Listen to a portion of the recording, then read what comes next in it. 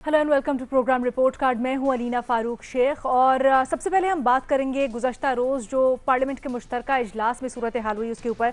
तो जनाब FATF की हिदायत की रोशनी में अहम मामला पर कानून साजी के लिए पार्लियामेंट का मुश्तरका इजलास बुलाया गया था। उसमें बहुत ही अहम बिल्स टेबल किए गए जिस पर ये एक्सपेक्ट किया जा रहा था, इम्कान जाहिर किया जा रहा था, एक कंसेंसस होगा और फिर पास होंगे, लेकिन हमने इसकी बिल्कुल बरक्स सूरत हाल देखी। मुख्तलिफ बिल्स FATF से रिलेटेड जो कि पास हुए, कसरत राय से पास हुए, लेकिन अपोजिशन ने इसके ऊपर शदीद हंगामा आराई की क्योंकि अपोजिशन का ये मौक़िफ़ था कि उनकी कुछ तजावीज़ हैं, कुछ पॉइंट्स हैं, कुछ तरामीम है जिनको अकाउंट फॉर किया जाना चाहिए। जनाब वज़ीर आज़म इमरान खान ने इससे मुतल्लिक़ कहा कि अपोजिशन ने आखिरी मिनट तक FATF पर कानून साजी की मुखालफत की। अपने ज़ाती मफादात के लिए उन्होंने हर तरह से ब्लैकमेलिंग की। जो पाकिस्तान की बेहतरी है उस पर अपोजिशन रहनुमाओं को कोई फिक्र नहीं है। दूसरी जानिब ये देखा गया कि ऑल्दो अपोजिशन की तादाद बड़ी ज़्यादा थी पार्लियामेंट में और यकीनी तौर पर उनको बरतरी हासिल है जो कंबाइंड अपोजिशन की पार्टीज़ हैं हुकूमत से, लेकिन उसके बावजूद जो ऑब्जेक्शंस लगाई गई थी उनको खातिर में ना लाया गया और बिल्स पास हो गए। अपोजिशन ये शिकवा करती है कि जनाब एक तो स्पीकर ने जो कल रोल अदा किया उसके ऊपर कुछ तहफ़्फ़ुज़ात उठाए जा रहे हैं, दूसरा अपोजिशन को ये भी है कि जी हमने जो तरामीम कहीं, जो हमारे पॉइंट्स थे उनको सही तरह सुना नहीं गया, खासतौर पर बिलावल भुट्टो या शहबाज शरीफ साहब की तकरीर की बात करें। उसके बाद एक प्रेस कॉन्फ्रेंस हुई जिसमें बिलावल भुट्टो जरदारी साहब ने कुछ बिजनेसमैन से रिलेटेड तहफ़्फ़ुज़ात का इजहार किया, वो भी ज़रा मुलाहिज़ा कर लें।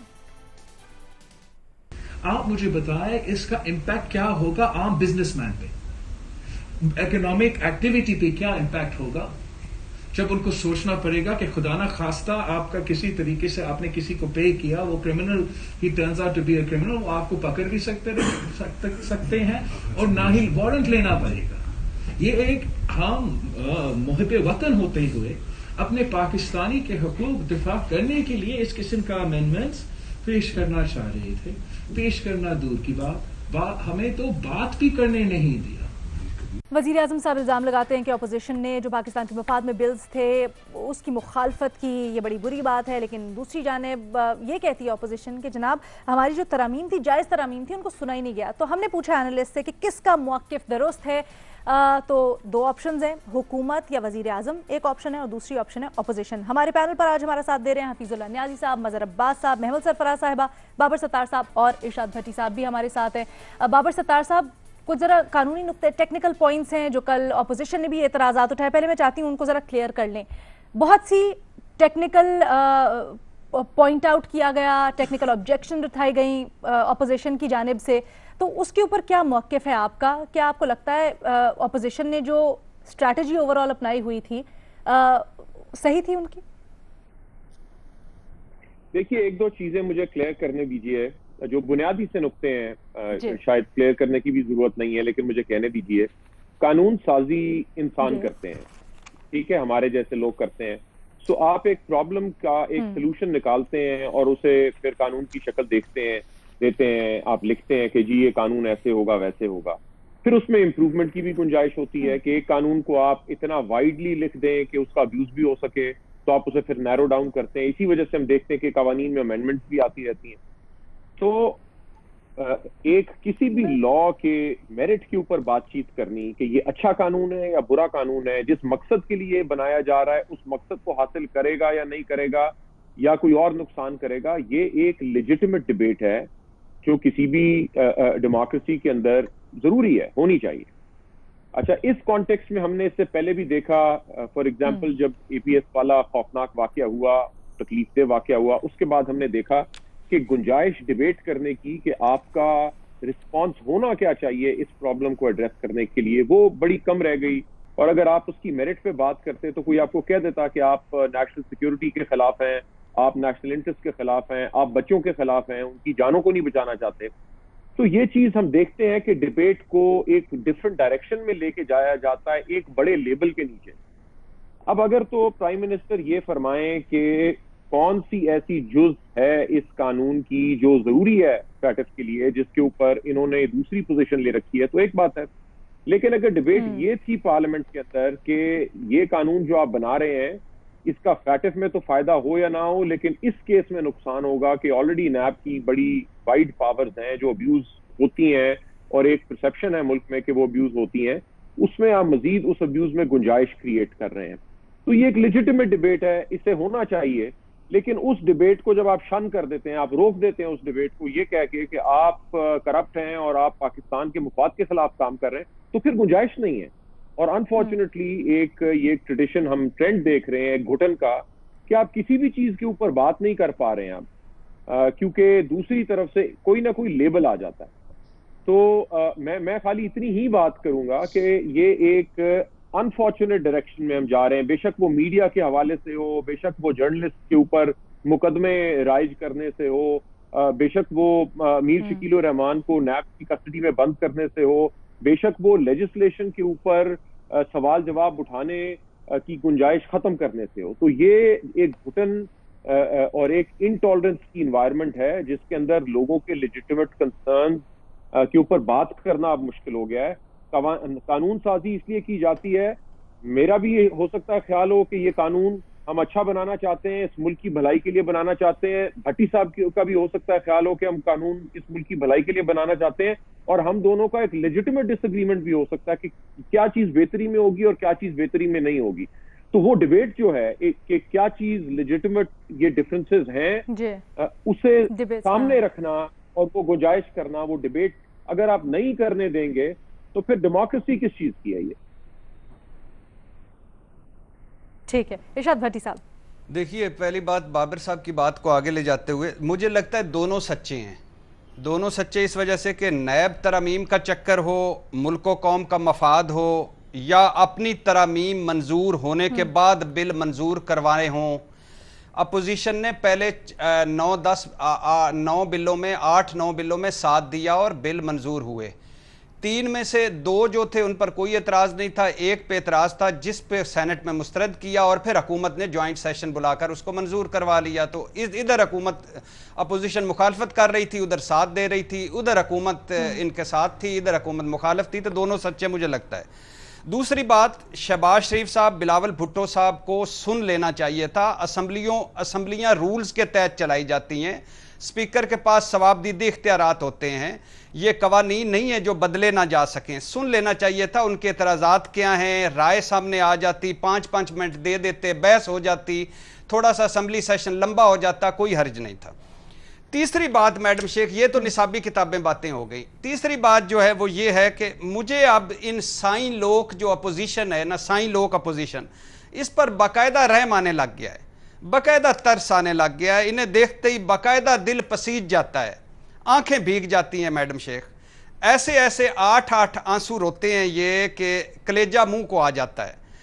پتھر دل بھی بلکہ کلیجے والے جو ہوں نا وہ بھی پانی ہو جاتے ہیں. جب بھی کوئی موقع آتا ہے, جب آگے پیچھے شیر ہوتے ہیں, جب بھی موقع آتا ہے ان کے ہاتھوں کے طوطے اڑ جاتے ہیں, منہ میں دانت نہ پیٹ میں آنت, اور آمد کی پگڑی محمود کے سر پر. اچھا, سینٹ چیئرمین کی عدم اعتماد تحریک میں یہ 65 تھے, 65, حکومت والے 39 تھے, ہار گئے. پھر اس کے بعد کیا ہوا, سوت نہ کپاس کولو سے لٹھم لٹھا ہوئے. کل یہ 227 تھے, کل یعنی دونوں ایوانوں کی اکثریت 227 تھے, حکومت والے 217 تھے. گنتی ہوئی تو یہ 190 نکلے, حکومتی 200 نکلے. اچھا, اب یہ جب بھی یہ ہارتے ہیں یا کچھ ہوتا ہے تو ان کے ساتھ ہمیشہ دھاندلی ہو جاتی ہے. الیکشن کیوں ہارے تھے, دھاندلی ہو گئی تھی سر. اچھا, سینٹ چیئرمینی میں عدم اعتماد کیوں ہار گئے, دھاندلی ہو گئی سر. کل عباسی صاحب فرما رہے تھے غضب خدا کا, ہم 190 تھے, حکومت والے 187 تھے, وہ 200 ہو گئے, ہم 190 ہی رہ گئے. یعنی یہ کتنا ویسے چھو منتر ہو گیا کہ وہ 190 سے 187 سے 200 ہو گئے, یہ 90 کے 90 رہے. اتنا بڑا دھاندلا, ایک مفلسی اوپر سے آٹا گیلا ہو گیا. اچھا, اب یہاں ہے کہ بات اصل میں یہ ہے کہ خدا کے لیے 2 سالہ جو آپ کی پرفارمنس ہے, 2 سالہ جو آپ کی کارکردگی ہے, کبھی بیٹھ کے سوچو کہ ایک دوسرے کو چیٹ کرنے کی بجائے کسی ایک ایجنڈے پر, کسی ایک نقطے پر متفق ہو جاؤ تو مہربانی ہوگی. کسی دن یہ پروگرام میرے اس ایک فکرے پہ رکھیے گا کہ یہ ایک دوسرے کو چیٹ کیسے کیا انہوں نے, یہ فیٹف کے اسی بل میں اور یہ آف دا ریکارڈ کیا کہتے رہے سارے، اور آن the record on the floor کیا کہتے رہے، تو یہ صرف رونے دھونے ہیں وہ اپنی جگہ. لیکن مظہر عباس صاحب، ہم نے اس سے پہلے یہ بھی دیکھا جب انڈیویجولی بلز پاس ہو رہے تھے تو متعدد بلز تھے جس میں اپوزیشن نے ساتھ بھی دیا، پاس بھی کروائے، لیکن کل جو ہوا مشترکہ اجلاس میں اس کو کیسے دیکھتے ہیں آپ؟ دیکھیے، پہلی چیز تو یہ کہ دونوں محب وطن ہیں. یہ خدا کے لیے غداری کے سرٹیفکیٹ، یہ دشمنی کے سرٹیفکیٹ، یہ بانٹنا چھوڑ دیں. یہ ہم نے سالہ سال سے دیکھا ہے، پچھلے 73 سال سے ہم صرف یہ سرٹیفکیٹس بانٹتے رہے ہیں کہ یہ غدار ہے اور یہ محب وطن ہے اور یہ محب وطن ہے، وہ غدار ہے. پوائنٹ آف ڈفرنس تھا، ایک چند کلوزز پر پوائنٹ آف ڈفرنس تھا. یہ نہ بلیک لا ہے جس کو بلیک لا کہا جا رہا ہے، اس لیے جب آپ بلیک لا کسی کو کہتے ہیں تو پھر اس میں آپ کی امینڈمنٹس شامل نہیں ہوتی ہیں. اس میں اپوزیشن کی امینڈمنٹس شامل تھیں، کچھ شامل نہیں کی گئیں. اور ایک سب سے بڑا ہمارے ملک میں یہ مسئلہ ہے کہ ہم لیجسلیشن ایک مقصد کے لیے کرتے ہیں، اس کو استعمال دوسرے مقصد کے لیے کرتے ہیں. یہی چیز ہے کہ جب آپ گرفتاری کے بغیر وارنٹ کے گرفتاری کی کلوز رکھتے ہیں اس کے اندر، تو وہ کسی ایک خاص مقصد کے لیے پھر استعمال نہیں ہوتی. ہمارے یہاں پھر آپ ایک بلینکٹ جو ہے وہ پاور دے دیتے ہیں اس کو کہ جو پھر اپنی مرضی سے چیزیں کرتا ہے. یہ ہم نے دیکھا ہے ایکسٹرا جوڈیشل کلنگ میں، پنجاب میں بھی ہم نے نون لیگ کے زمانے میں دیکھا اور کراچی میں بھی ہم نے، کہ جب آپ ایک پاور دے دیتے ہیں بلینکٹ کے جاؤ اور اس کو مار ڈالو، یعنی اس کو قانون کے ذریعے نہیں سزا دلواؤ، تو پھر وہ اپنے اسکورز بھی سیٹل کرتا ہے. تو ہمارے یہاں ایک فیئر ہے کہ قانون کا غلط استعمال ہوتا ہے. لیکن اس کے لیے جب سینٹ سے ریجیکٹ ہو گیا تھا تو اس کے بعد ہونا کیا چاہیے تھا؟ اس کے بعد ہونا یہ چاہیے تھا کہ اگر یہ افیکٹو بل پاکستان کے مفاد میں ہے اور تھا تو پرائم منسٹر کو اپوزیشن کو انوائٹ کرنا چاہیے تھا. پرائم منسٹر کو انیشیٹو لینا چاہیے تھا، اپوزیشن کو بلا کے اس کی کلوزز اس کو سامنے رکھتے، ایک ڈیبیٹ کرتے. پھر چلے پرائم منسٹر نہیں کر رہے، اسپیکر کرتے، بریک لے لیتے، تھوڑا سا ہنگامہ دیکھ رہے تھے تو ایک بریک لے لیتے، اسپیکر دونوں کو بلواتے. جب پاکستان کے مفاد کی بات تھی تو پھر اس میں ایگریمنٹ کیوں نہیں؟ ہو کیا رہا ہے؟ ہوا یہ کہ پھر جب اپوزیشن نے واک آؤٹ کیا، جس کی میری سمجھ میں نہیں آئی کہ انہوں نے واک آؤٹ کیوں کیا، کیونکہ walk out basically walk over دینے کے مترادف ہے. آپ 190 ہی تھے تو 190 بھی اچھی خاصی فائٹ کر سکتے تھے، تو فائٹ کرنی چاہیے تھی، کوشش کرنی چاہیے تھی. اسپیکر سے یہ کہنا چاہیے تھا کہ آپ بریک لے لیں. اس میں یہ بل یونینیمسلی پاس ہونا چاہیے تھا. یونینیمسلی پاس ہونے کے لیے اگر کہیں رکاوٹیں ہیں تو رکاوٹوں کو دور کرنے کی کوشش کی جانی چاہیے تھی. نہ پرائم منسٹر نے یہ کہہ کے کہ جی اپوزیشن نے فیٹو بل کو مسترد کر دیا، کہنا غلط ہے پرائم منسٹر کا، اس لیے کہ بہت سی اس میں چیزیں ایسی تھیں جو میوچولی ایگریڈ تھیں، جو پاس ہوئی تھی، اس میں ایگریمنٹ تھا، موجود تھا، اور اپوزیشن نے بھی بالکل اس کو بلیک لا کہہ کے غلط کیا. میرا خیال ہے کہ جلد بازی میں چیز ہوئی، ان ہیسٹ ہوئی ہے چیز. اس کو ریزالو کیا جا سکتا تھا، بہت آرام سے ریزالو کیا جا سکتا تھا. یہ میسج نہیں جانا چاہیے تھا دنیا میں کہ اس طرح کا ڈویژن ہوا ہے. یہ میسج نہیں جانا چاہیے. ہاں، خدا نہ خواستہ اگر یہ کل آپ کے خلاف چیز چلی جاتی ہے تو پھر گورنمنٹ یہ پوزیشن لے گی کہ جی یہ اپوزیشن نے کروایا ہے، اپوزیشن یہ پوزیشن لے گی کہ جی یہ گورنمنٹ کی وجہ سے ہوا ہے. تو میرا خیال ہے انفارچونیٹ ہے کہ جہاں ہم اچھا وہی بات جو ہم اسٹیبلش کریں کہ ایک ڈیبیٹ ہونی چاہیے تھی. میں ذرا نیازی صاحب کو بھی شامل گفتگو کرنا چاہتی ہوں. یہ جو بلاول بھٹو زرداری صاحب نے خصوصی طور پر بات کی ہے اس کے اوپر ہم جہاں دوسری آبجیکشنز کے اوپر بات کر رہے ہیں، نیازی صاحب، بلاول بھٹو زرداری صاحب کہتے ہیں کہ وزیر اعظم کا ویژن ہے کاروبار میں آسانیاں پیدا کریں گے، لیکن اب جو یہ شرائط لگائی گئی ہیں خاص طور پہ وہ کہ آپ کو گرفتاری کے لیے میجسٹریٹ کے اجازت کی ضرورت نہیں ہوگی، تو اس سے تو کاروباری حلقے کا اعتماد متزلزل ہوگا. ایسا ہے کیا سمجھتے ہیں آپ؟ لینا، اس ملک کو 71 سال نے دو چیزیں ہلکان کر رکھا ہے. ایک ہے نظریہ ضرورت اور دوسرا ہے وسیع تر قومی مفاد. یہ ہم یہاں کے جو بحث کر رہے ہیں دیکھ رہے ہیں، ہمیں کیا پتا ہے کہ وسیع تر قومی مفاد میں یہ چیزیں چاہیے ہوں گی. وسیع تر قومی مفاد میں نواسی کو ہٹا دیا گیا، وسیع تر قومی مفاد میں عمران خان کو لایا گیا، وسیع تر قومی مفاد میں شہباز شریف صاحب اسمبلی میں کہا کہ ہم میثاق جمہوریت کیا معیشت دینا چاہتے ہیں. وسیع تر قومی مفاد میں شہباز شریف صاحب نے کتنی حکومت کو سپورٹ لینڈ کی کہ خواجہ آصف صاحب نے ایک دن ٹی وی پہ آ کے کہا کہ اچھا ووٹ کی عزت دو، ووٹ کی عزت دو نعرہ ہم نے لگایا تھا. یعنی کہ وہ انہوں نے یہ خواجہ صاحب نے یہ سوچا کہ پتہ نہیں پاکستان کے لوگ، دنیا جہان وہ کیا سوچ رہے ہیں. دیکھیں یہ جو کچھ ہے ملی بھگت ہے. پہلی بات یہ دیکھیں کہ یہ جو بل کا پاس ہوئے نا، یہ پاکستان کی تاریخ کے وہ بڑے بڑے کالے دھبے ہیں جو پاکستان کے منہ پہ یہ کالک ملی جا رہی ہے ریاست کے اوپر. اور کوئی ریالائز کرے گا جب بہت بار وسیع تر قومی مفاد کے تحت وسیع تر قومی نقصان ہوگا تو پھر اس کا احساس ہوگا. میں اس میں بھی نہیں جاتا، ہماری یہ بحث ہے ہی نہیں کہ اس کے قوانین نے 1973 میں بھٹو صاحب نے ہمیں وہاں پہ بہت بڑا احسان کیا، ہمیں ایک جمہوری آئین دیا اور دیتے ہی انہوں نے کہا کہ ایک ایسی ایمرجنسی نافذ کی جس کو ڈیفنس آف پاکستان رول کے تحت آپ کسی کو 6 مہینے کے لیے بند کر دیتے تھے، ایک مہینے کے بعد اسے ایکسٹینشن لینی پڑتی تھی، کوئی عدالت کے اندر پیش نہیں کیا جاتا تھا، آئین نافذ تھا، جمہوریت نافذ تھی، اور بھٹو صاحب نے کر دیا. اور وہ اس کے بعد کیا ہوا کہ جب کسی نے دیکھا کہ بھئی یہ اگر ڈنڈے نہیں حکومت چلانی ہے تو ضیاء الحق کا ڈنڈا زیادہ مضبوط تھا. IMF یہ پاکستان کے آئینی شکنجے ہیں اور ان شکنجوں کے اندر جو ہے پاکستان جکھے ہوئے انہوں نے اس سے نہیں لگائے کہ آپ کو بل کریں، ان کو پتہ کیا فراڈ کرے، وہ کہاں جانا چاہ رہے ہیں، آپ کہاں کو بھیج رہے ہیں، ہمیں پتہ ہے، انہیں پتہ ہے، آپ کو پتہ ہے، سب کو پتہ ہے. اس میں سارے کامنٹ بھی کرنا چاہیں گے کہ کیا ہمارے پاس ہم اس پوزیشن میں بھی ہیں کہ ہم اس پوزیشن میں بھی ہیں کہ ہم وہاں کمپرومائز کریں یا پھر یہ ڈیبیٹیبل ہو ایشو یا نہیں.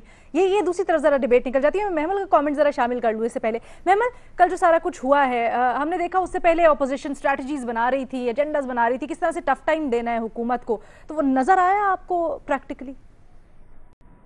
دیکھیے علینا، جہاں تک FATF کی بات ہے تو میرا نہیں خیال کہ اپوزیشن اس کے اوپر کوئی ٹف ٹائم دینا چاہتی تھی حکومت کو. وہ بیسکلی جو اس لا کے اندر بھی ان کا ایک یہ جو پوائنٹ تھا وہ یہ تھا کہ اس کو بیلیبل کر دیں، نان بیلیبل آفینس بنا دیا ہے.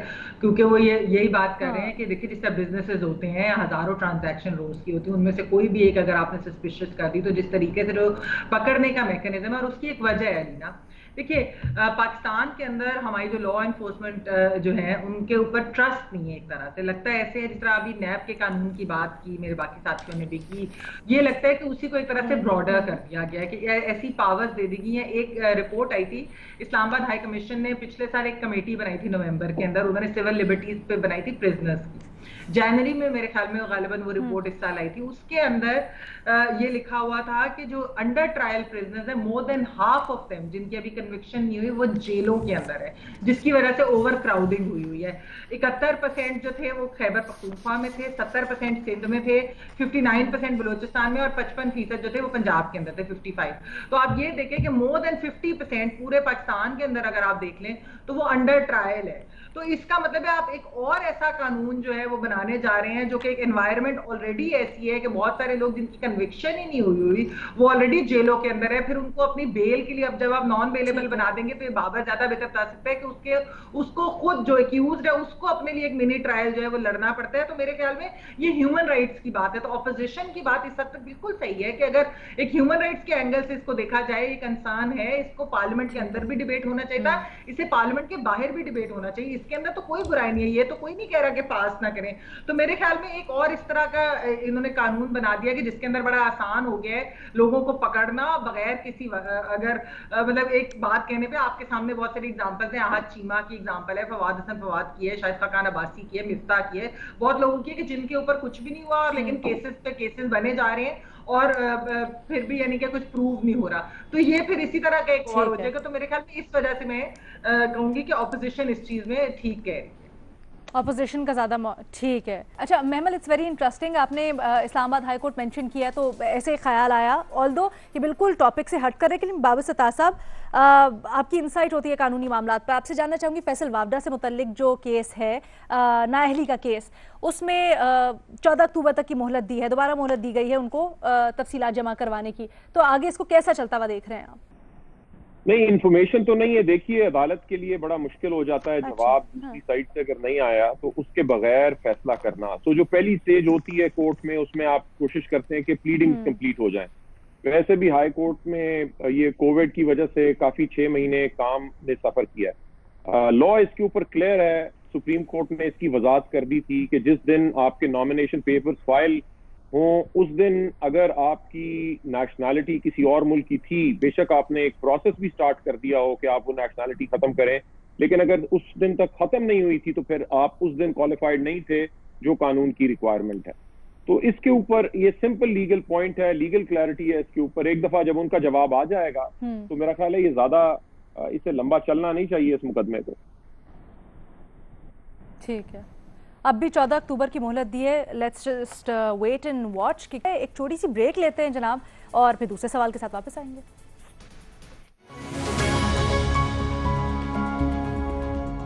जनाब, मोटरवे पर खातून से ज्यादती का जो केस हुआ, हम गाहे बगाहे आपको इससे मुतालिक अपडेट भी कर रहे हैं, अपने तजियाकारों की राय भी हमने जानी, दूसरी गिरफ्तारी मरकजी मुलजिम जो आबिद है उसकी भी मुंतज़िर है। लेकिन आज फयाजुल हसन चौहान साहब ने प्रेस कॉन्फ्रेंस की इससे मुतालिक कहा, साथ ही साथ जो एक केस जिससे मुतालिक हमने कुछ रोज़ पहले आपको अपडेट भी किया था, इब्तिसाम केस, जिसमें आज बड़ी अहम पेशरफ्त हुई है और फयाजुल हसन चौहान साहब ने बताया कि क्रैकडाउन हुआ है और जो मुलजिम है जो उस बच्ची को हरासा कर रहा था, न सिर्फ वो और उसके बाप को भी गिरफ्तार किया गया है, उसमें भी आगे अब पेशरफ्त होगी। तो जनाब, इसमें आज हमने जो अहम सवाल रखा है, इस तरह के रेप केसेस, जिनसी ज्यादती, जिनसी तशद्दुद के जो जुर्म होते हैं, उससे मुतल्लिक हमें तजियाकारों से ये पूछना है कि क्या समझते हैं वो इन जराइम की रोकथाम के लिए किस किस्म की कानून साजी की ज़रूरत है। ओपन ऑप्शन है सबके पास। और बाबर सत्तार साहब, नेचुरली ये मैं स्टार्ट करूँगी, जहाँ बहुत सी ऑप्शंस पर गौर हो रहा है, बहुत से लोग बहुत सी सजेशंस दे रहे हैं, कानून साजी का भी सोचा जा रहा है, वहाँ एक राय ये भी है कि कानून तो मौजूद है लेकिन इम्प्लीमेंटेशन नहीं होती। आप अगर लॉ से मुतल्लिक इसके ऊपर कुछ इंसाइट शेयर करें प्लीज। देखिए, किसी भी प्रॉब्लम को सॉल्व करने के लिए जो भी कॉजेज हैं उस प्रॉब्लम की सलूशन उसके ऊपर एड्रेस होना चाहिए। हम सबको, हम ज़ाहिर इमोशनल लोग भी हैं और फिर हम रैशनल लोग भी हैं, तो कई दफ़ा इमोशन आपका ज़्यादा हावी होता है, आप गुस्से के अंदर कुछ फैसले करते हैं। ये फॉर एग्जांपल ये जो डेथ पेनल्टी की डिबेट है ये सारी दुनिया में हो रही है। जब लोग गुस्से में होते हैं वो कहते हैं जी टांग दें तो फिर बहुत डिटेरेंस हो जाएगी इससे, लेकिन जितना भी डेटा प्रोड्यूस हुआ है इसके ऊपर लोगों ने रिसर्च की है तो कोई कोरिलेशन नहीं नजर आया कि आप डेथ पेनल्टी से एक्चुअली क्राइम को कम कर सकते हैं। अच्छा, सो जब आप पॉलिसी मेकिंग कर रहे हैं तो या तो आप डेटा को इस्तेमाल करेंगे कि वो आपकी गाइड करे पॉलिसी को कि आपको क्या करना है, या फिर आप अपने जज्बात को इस्तेमाल करेंगे कि वो आपको गाइड करें, या फिर भट्टी साहब हमारे दोस्त हैं वो कह देंगे जी ये निसाबी किताबी बातें। तो जो भी आप चीज देखें ना, इल्म जो है वो निसाब और किताब से ही आता है ना, बाकी तो पैगंबरों के पास अल्लाह की तरफ से आया होगा लेकिन आम लोगों के पास तो नहीं होता। तो आप पढ़ते हैं, समझते हैं चीजों को और फिर आप उसका हल निकालने की कोशिश करते हैं। सो अनफॉर्चुनेटली हमारी डिबेट अभी तक जो है वो बड़ी इमोशन से गाइडेड है और ये नहीं सोचा जा रहा कि कौन सी चीज है। सो बहुत सारे स्टेटिस्टिक्स सामने आते हैं, 80% जो है वो फैमिली के मेंबर्स होते हैं, भाई वो अपॉर्चुनिटी के साथ उसका लिंक है। एक तरफ हम कहते हैं कि डिटेरेंस लटका देंगे तो फिर डिटेरेंस क्रिएट होगी, इसका मतलब ये है कि लोग डर की वजह से ये काम करना छोड़ देंगे। दूसरी तरफ हम कहते हैं केमिकल कैस्ट्रेशन।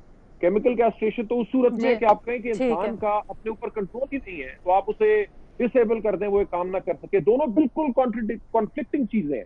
या आपका जो प्रोग्नोसिस है, जो आप कह रहे हैं कि कॉज उसका, तो मतलब आपको लगता है जो कॉजेज है, जो रूट कॉजेज है, उनके ऊपर फोकस करना चाहिए। ठीक है, मेरे ख्याल में सबसे ज्यादा ये है कि आप लोगों को कन्विक्ट कर सकें। सबसे इम्पोर्टेंट चीज ये आप लोगों को कन्विक्ट करवा सकें। लोगों को कन्विक्ट ठीक होगा जो मर्जी बता दें। Very true. अच्छा, यही हमने आज देखा, आज प्रेस कॉन्फ्रेंस हो रही थी महमल, उसमें जब उस लड़की के, जो मुतासरा लड़की थी, उसके वालिद ने गुफ्तगू की तो उन्होंने भी यही कहा, मैं तो बड़ा दिल बर्दाश्त था सिस्टम से, लेकिन अब जो कार्रवाई हुई है, 1 साल से वो बेचारे लगे हुए थे लेकिन कोई उनकी FIR तक रजिस्टर नहीं करा था और उसके बाद कोई कार्रवाई नहीं हुई। अब हाई प्रोफाइल केस बना तो हो गई। बिल्कुल ना, देखिए बात ये है कि ये फवाद चौधरी साहब ने परसों एक बड़ी अच्छी तकरीर की थी असेंबली के अंदर और उसके अंदर उन्होंने यही कहा कि निज़ाम इंसाफ में इस्लाहात की ज़रूरत है, क्योंकि अगर आप ये रेप केसेस की कन्विक्शन जिस तरह बाबर ने भी बात की, दे आर लेस देन 5%। और यही वजह है कि जो मुलजिम जो आबिद था ये भी इसीलिए किसी डायरेक्टरी या किसी चीज में नहीं, क्योंकि ये कन्विक्ट ही नहीं उस तरह से हो सकता है। जो कन्विक्शन रेट है जब वो इतना कम होगा, जब 2 चीजें, एक तो ये है कि पहले लोग इसको रिपोर्ट नहीं करते रेप के केस को, और उसकी वजह ये है کہ وہ جس قسم کا ایک تھانے کچہری کے اندر ان کو جس قسم کے سوالات کا فیس کرنا پڑتا ہے, باقی ساری چیزیں انہیں فیس کرنی پڑتی ہیں, اس کی وجہ سے بہت سارے لوگ, اور پاکستان کے معاشرے کے اندر ایک جس طرح ایک ٹیبو ہے اور ایک آپ کو پتہ ہے سوسائٹی کس قسم کی یہاں پہ باتیں کرتی ہیں, پہلی چیز ہے رپورٹنگ کرنی چاہیے. دوسری چیز ہے آپ سزا تو تب تجویز کریں جب آپ کی کنوکشن ریٹ بھی ہو رہا ہے. اگر آپ کا کنوکشن ریٹ ہی 3 سے 5% ہے تو مجھے بتائے یا تو آپ کے 80% یا 85% لوگوں کو آپ پکڑ کے کنوکٹ کر رہے ہوتے ہیں نا, کنوکشن ہو رہی ہوتی, پھر آپ کہتے ہیں کہ ہم جو سزائیں دے رہے ہیں وہ ٹھیک نہیں ہے, اس لیے ہمیں سزاؤں میں تبدیلی کرنے کی ضرورت ہے. تبدیلی تو آپ تب کریں, پہلے آپ لوگ تو پکڑیں, جو بابر نے بات کیا اصل مسئلہ تو وہ ہے. تو آپ پہلے اچھا بھٹی صاحب کا اس میں بڑا واضح موقف ہے اور اس کا پہلے بھی اظہار خیال کر چکے ہیں محمد. بھٹی صاحب ذرا رائے لیتے ہیں. بھٹی صاحب اب کیا لگتا ہے آپ کو, کیا ہونا چاہیے آگے, یا وہی پرانا والا موقف پہ اس پہ قائم ہے؟ میڈم شیخ ہمارے ایک سینئر کالم نگار ہیں, سابق ریٹائرڈ بیوروکریٹ ہیں اظہار الحق صاحب, انہوں نے ایک کالم لکھا ہے, میں اس کا لمبے چوڑے میں نہیں جاتا, صرف آپ کو مختصر ایک پوائنٹ اس کے سامنے رکھتا ہوں. نمبیو NUMBO.com ایک ویب سائٹ ہے دنیا کی, یورپ کی, جو مختلف ممالک کی جرائم انڈیکس کو کرتی ہے. اس ویب سائٹ کو Economist, B B C, Time magazine, Forbes, New York Times, Telegraph, Sydney Morning Herald, China Daily, Washington Post سب لیتے ہیں, اس کے حوالے دیتے ہیں اپنے آرٹیکلز میں. اس ویب سائٹ نے اس سال مڈ میں ایک سروے کرائم کا کیا ہے کہ جہاں سزائے موت ہے یا جہاں سخت سزائیں ہیں ان ممالک میں جرائم, اور جہاں سزائیں نہیں ہیں, کم سزائیں سخت ہیں یا سزائے موت نہیں ہیں, ان ممالک میں جرائم. زمین آسمان کا فرق ہے. یعنی آپ دیکھیں کہ سعودی عرب کا کرائم انڈیکس, یہ میں صرف ایک نام سامنے آ گیا, کوئی اور ملک بھی کر سکتے ہیں, 26.68 ہے. امریکہ 47, فرانس 47, برطانیہ 44, سویڈن 47, اور یہ اس آبادی کو رکھ کے کہ سعودی عرب کی اگر 3 کروڑ آبادی ہے تو ان کا 3 کروڑ لیا گیا جہاں کم جرائم ہو. یہ بڑا انٹرسٹنگ پوائنٹ ہے. تو پہلی بات یہ ہے کہ میڈم شیخ بھٹی صاحب میں مظہر عباس صاحب کی طرف لے کے جانا چاہتی ہوں. اچھا ایک آخری بات, یعنی تین فکرے بولوں گا, 3 چیزیں کرنے کی بات ہے. پہلے تو یہ کہ اپنی یوتھ جو ہے اس کو مہنگائی, بے روزگاری, بیکاری, سفوکیشن اور اس سے بچائیں, ان کو کسی کام پہ لگائیں. دوسرا اصلاحات کریں, قانون سازی کریں. تیسری بات یہ ہے لانگ ٹرم. شارٹ ٹرم کیا ہے, خصوصی قانون سازی کریں. نمبر 2, اس کو اسپیشل کیس لیں, ریپ کو خصوصی عدالتیں بنائیں, اور مقررہ وقت کے اندر سزائے موت دیں یا نامرد کریں, دونوں میں کچھ ایک کریں. مگر یہ درندے ہیں, ان کو یہ کنوکشن ریٹ 72 سالوں میں 4% سے آگے بھی اوپر نہیں جائے گا, اس لیے سخت سزائیں دیں, 5 سال کے لیے کریں, آپ کا یہ کام سیدھا ہو جائے گا. ٹھیک ہے جی, اس ایشو پر ہم بات کریں گے ایک چھوٹی سی بریک کے بعد. مظہر عباس صاحب, لیکن جیسے بھٹی صاحب نے حوالے دیے کرائم انڈیکس, کنوکشن ریٹ, ہمارے یہاں تو ایف آئی آر نہیں درج ہوتی, ہمارے یہاں تو ملزم پتہ نہیں چلتا, صلح صفائی ہو جاتی ہے, اگر ہوتا بھی ہے کچھ تو پھر اس میں کیسے ممکن ہوگا یہ؟ دیکھیے, جن ممالک کی بھٹی صاحب نے مثال دی, ان ممالک کی پولیس کا بھی موازنہ کر لیں. آپ کے یہاں جو پرابلم شروع ہوتی ہے وہ پولیس سے شروع ہوتی ہے. ایف آئی آر میرا خیال ہے ہم میں سے جتنے لوگ یہاں بیٹھے ہیں, بابر طاہر صاحب اگر ایف آئی آر پڑھ سکتے ہوں تو پڑھ سکتے ہوں, کم سے کم ہم میں سے کوئی وہ ایف آئی آر پڑھ نہیں سکتا جو لکھی جاتی ہے. اور میں آپ کو بالکل مثال دے رہا ہوں کیونکہ میں نے کورٹ رپورٹنگ بھی کی ہے, کرائم رپورٹنگ بھی کی ہے, میں نے ان چیزوں کو بہت جیل کے اندر جا کے بھی رپورٹنگ کی ہے. یہ یاد رکھیں کہ جس وقت آپ کوئی امینڈمنٹ لاتے ہیں, یعنی 1997 میں جب انسداد دہشت گردی ایکٹ لایا گیا اور اس میں یہ ڈیسائیڈ ہوا کہ 1 ہفتے کے اندر کنوکشن ہوگی, تو یقین جانیں کہ پولیس اسٹیشن میں جب کسی کو پکڑ کے لایا جاتا تھا تو اس سے یہ کہا جاتا تھا کہ ہاں بھائی یہ بتا کہ تجھے اے ٹی سی میں رکھوں میں یا نارمل کرائم میں رکھوں, اس میں رکھنے کے یہ ریٹ ہیں اور اس میں رکھنے کے یہ ریٹ ہیں. یہ آپ کا جب تک نظام عدل مضبوط نہیں ہوگا, آپ اسپیڈی ٹرائل کریں, اگر 1 ہفتے والی جو کنوکشن ہوتی اور شروع میں ہوئی تو اس کے نتائج اچھے آتے ہیں. اینٹی ٹیررزم ایکٹ کے تحت, اور اس کی مخالفت کہاں سے آئی, یہ بڑی دلچسپ بات ہے. جب کنوکشن ریٹ بڑھنے لگے تو مخالفت اپیلوں میں ہائی کورٹ سے آئی. ہائی کورٹ نے کہا کہ اینٹی ٹیررزم ایکٹ کورٹس نے اس کو صحیح طریقے سے چیزوں کو نہیں دیکھتی, اور 1 ہفتے میں فیصلہ ہوتا تھا, کئی سال لگ جاتے تھے اپیل میں. تو آپ کا جو سسٹم ہے उसमें सबसे ज्यादा अहम बात यह है कि स्पीडी ट्रायल हो, जो एटीसी के जजेस हो, स्पीडी ट्रायल हो, ठीक है। अच्छा, हम बड़ी सिस्टम की बात कर रहे हैं और सिस्टमैटिक रिफॉर्म्स की। जी, मेरे पास टाइम कम रह गया, सॉरी मज़हर साहब, मैं न्याजी साहब का कमेंट भी शामिल करना चाहती हूँ। बड़ी अच्छी तजवीज़ आपकी न्याजी साहब। जिस तरह से मज़हर साहब ने हवाले दिए सिस्टम को ठीक करने के, सिस्टम तो हम मुतअद्दिद केसेस में देख रहे हैं, आपके सामने आ गए, मुख्तार माई का केस देख लें या अब ये मोटरवे केस देख लें, क्या तजावीज़ देते हैं आप? देखिए जी, तजवीज़ क्या है, हमारे पास पुरानी सजा हैं, आप करके देखें, रजम करके देख लें। कुरान ने खुद जब हुक्म दिया है कि आप इनको कोड़े मारें और रजम करें, तो आप देख लो उससे क्या रिजल्ट निकलता है। दूसरी बात यह है कि सऊदी अरब के अंदर मैं थोड़ा सा अर्सा रहा हूं, वहां पे कई जुर्म हैं जो मेरी नोटिस में थे, एक दिन कमिट हुए हैं, और जिस जगह पे कमिट हुए हैं 2-3 जगह पे ऐसा इत्तेफाक था कि मैं भी उसी लोकेलिटी में था, उसी ऑफिस में था, तो 10 दिन बाद मिला कि आज जुर्म की फलां बंदे को सजा मिल रही है फलां जगह पे, आप लोग आ जाएं। पब्लिक में सजा एक्सक्यूशन होती है, उनकी प्रोसिक्यूशन होती थी, और उसके बाद वो साया एक्सक्यूशन होती थी। अच्छा, बात यह जी कि हमारे यहाँ पे आप देखें हुकूमत की जो रवैया है वो संजीदा है ही नहीं। आज के दिन भी मलफूफ जो है सीसीपीओ को, आप पता नहीं वो ऑफेंस हुआ सीरियस था नहीं था, उसको डिफेंड किया जा रहा है। जो बात की जाती है सीसीपीओ को आगे किया जाता है।